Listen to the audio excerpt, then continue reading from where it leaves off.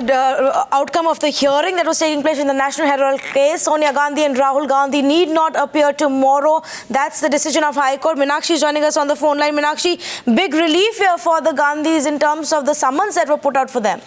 Absolutely, this is going to be viewed as a big interim relief that has come by. The Congress legal team must be very happy even as we speak right now, because this is exactly the relief, the immediate relief that they were hoping for, and this is because the matter which the Congress party legals had filed against the magistrate's order of 26 June has not yet been completely disposed of. The matter is still being argued.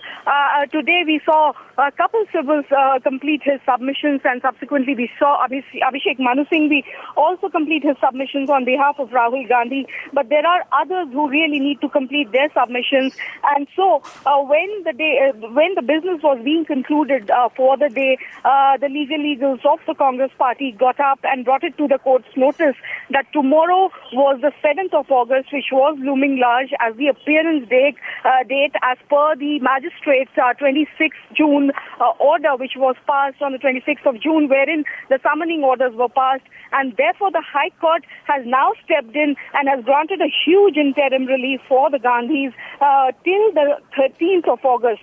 So this clearly means that till at least the 13th of August, while the application pending in the High Court is disposed of insofar as the date for appearance on the 7th of August was concerned, where Sonia Gandhi, Rahul Gandhi and other Congress leaders were to make an appearance before the magistrate's court, that has been stayed. They need not make an appearance now before the magistrate's court, because the Superior Court and the relevant court, in this case the Delhi High Court, has stepped in and granted them a huge interim relief for now. Back to you. Indeed, Meenakshi, what you're actually saying is that the hearings here or the arguments being made at the High Court have not been completed, but still the High Court has given an interim relief. So that clearly means that at least... deception, etc. They are not made out on the face of the complaint, was the argument on behalf of the accused by us. The complainant has still to reply, as I said, and I am not going to make any comments on the merits. We will await the court hearing next week. मित्रों, जैसा कि मैंने पहले भी कहा है कि तथ्यों के ऊपर, मेरिट्स के ऊपर मैं कोई टिप्पणी नहीं करने वाला हूं।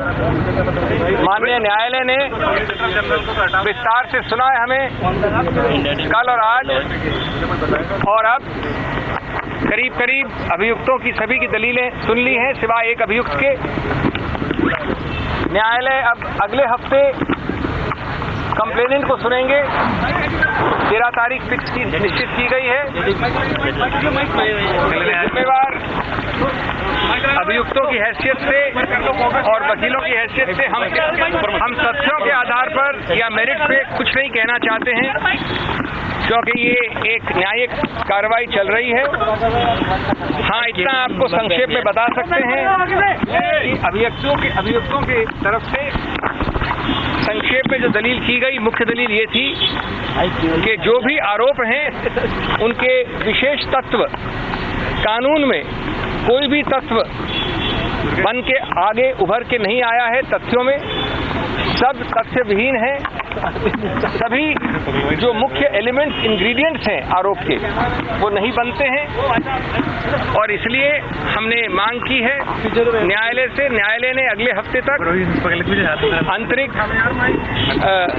रूप से स्थगित कर दिया है जो ऑर्डर था मैजिस्ट्रेट का, स्टे दे दिया है, और अगले हफ्ते और विस्तार से इस मामले की कार्रवाई होगी।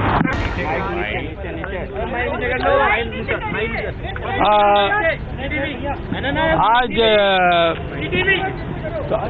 कांग्रेस अध्यक्षा और उनके साथियों के